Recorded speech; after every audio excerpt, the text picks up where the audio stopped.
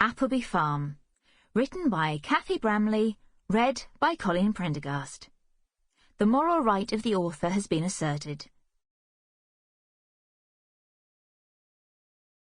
A Blessing in Disguise. Chapter 1. The door opened with a ding of the bell, letting in a welcome blast of fresh air as a group of teenage girls left the café. "Adios, amigos," I called. "Ciao, Bellas." It was the Thursday before the Easter weekend. Children were off school, and the spring sunshine had brought us a steady stream of customers all day long. Now, at 4 o'clock, we were having a quiet spell, which was just as well, because the service side of the counter, where I stood, looked like a scene out of Titanic. I had spent the last hour training Amy, our new recruit, in the art of making espressos, cappuccinos, and lattes. The work area was awash with her efforts. We were marooned in a sea of brown liquid, puddles of spilt milk, and numerous abandoned mugs, spoons, and jugs. The pair of us were looking a bit worse for the experience too. My red hair had turned to frizz after repeated exposure to random gusts of steam, and Amy had a streak of coffee across her forehead like a third eyebrow. On the plus side, despite the steamy atmosphere, there was a heavenly aroma of fresh coffee, and I'd felt enormous satisfaction from seeing Amy get the hang of the equipment. Eventually. I watched over her shoulder, a bit close, actually, seeing as her short ponytail was tickling my nose as she poured steamed milk from a stainless steel jug into a tall glass.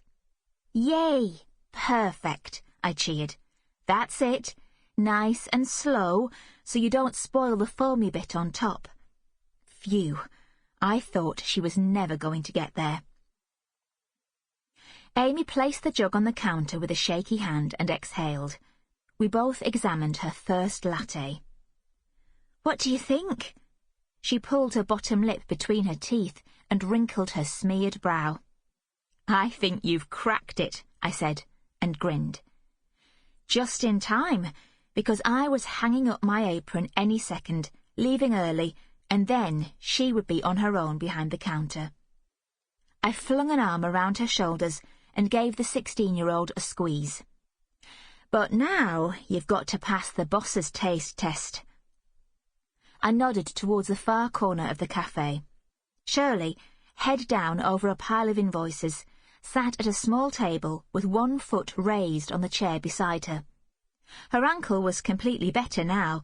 It was simply a habit she'd fallen into after being told to keep it raised when she broke it last autumn. That foot was the reason I was here.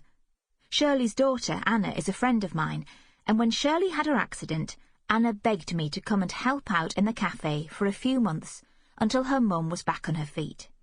At the time, I was working in promotions, handing out free samples and money-off coupons in supermarkets around Manchester, a job that had lost its sparkle early on. So I moved to Kingsfield, a small town on the outskirts of Derbyshire, and into Anna's spare room, and I've been working at the café ever since. I watched Amy creep towards Shirley, the tall glass rattling in its saucer, as she placed one foot cautiously in front of the other. I held my breath. It was like witnessing a tightrope walker crossing Niagara Falls. "Delicious. Well done, both of you," Shirley declared, lifting the latte in approval. "Amy, you're now officially allowed to use the coffee machine, and FYI, I like 3 sugars in mine."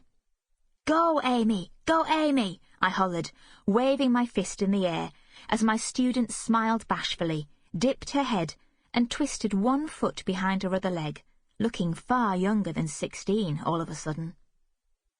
I also dropped into a curtsy, holding out an imaginary skirt with my fingertips. "And my work here is done." Shirley chuckled, shook her head, and went back to her paperwork. "Is it?" As soon as the words were out of my mouth, a fluttering sensation worked its way from my head to my... Sample complete. Ready to continue?